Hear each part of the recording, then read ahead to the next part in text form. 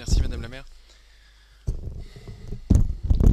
Nous parlons dans cette délibération de l'engagement de la mairie pour le monde culturel. J'aimerais donc vous entendre sur notre capacité à contrôler les organisations et les sociétés qui engagent les moyens de la ville. L'édition 2021 de la Folle Journée étant terminée, nous pouvons, je crois, commencer à évoquer le sujet du présumé détournement de Joëlle Kérivin, ex-directrice générale de la Folle Journée. Le judiciaire étant en cours, nous ne pouvons évoquer le pourquoi, mais j'imagine que nous en reparlerons dans quelques mois à la lumière des éléments de l'instruction.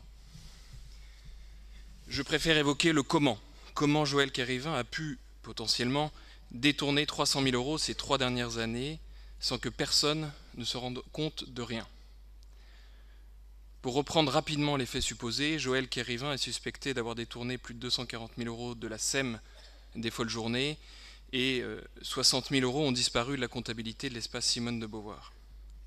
Il faut évidemment préciser que ce sont les faits d'une personne, en aucun cas de la SEM des Folles Journées ou de l'espace Simone de Beauvoir. Mais cela n'exonère pas la ville d'une responsabilité indirecte, même si elle s'est portée partie civile dans l'affaire.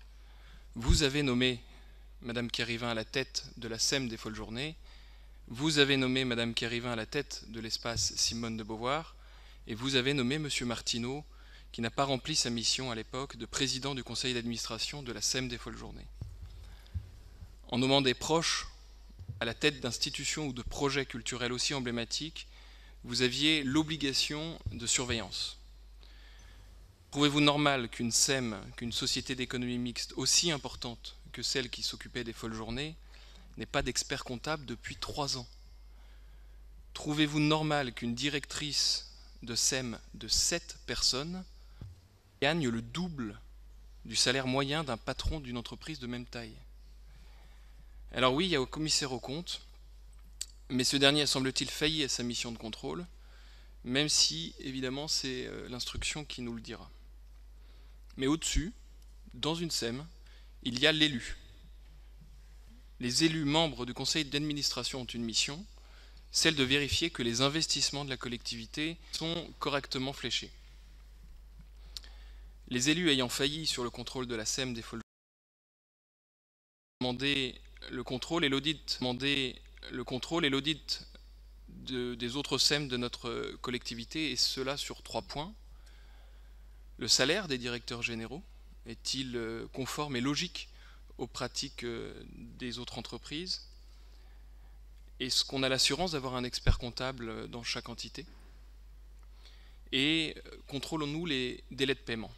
Je tiens à préciser que des fournisseurs commencent à se manifester à propos de la SEM des Folles Journées pour nous dire que certains étaient payés parfois avec 9 mois de retard. Imaginez ce que ça représente pour une société, pour une entreprise, d'avoir un décalage de trésorerie sur des montants très souvent importants.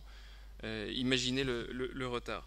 Alors, j'ai eu la réponse il y a quelques jours à mon courrier d'il y a 2 mois, une fin de non-recevoir sur cette demande de contrôle de M. Bollot, qui s'explique en disant que le contrôle, c'est la mission du CAC, du commissaire aux comptes, et qu'à Nantes, nous avons un organisme de contrôle interne, d'ailleurs salué semble-t-il par la Chambre régionale des comptes dans son fonctionnement, et les deux rendons compte au conseil d'administration. Et pourtant, ça n'a pas marché. Aussi, je vous demande très clairement ce que vous allez mettre en place pour davantage contrôler nos investissements, et donc surtout pour éviter qu'on se retrouve dans une situation pareille. Je le répète, l'instruction est en cours, mais on sait quand même que la situation n'est pas des plus claires.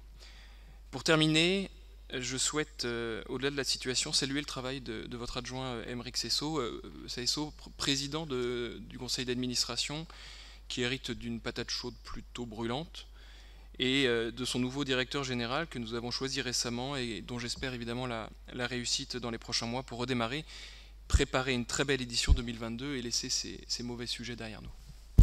Merci. Aymeric Seyssot.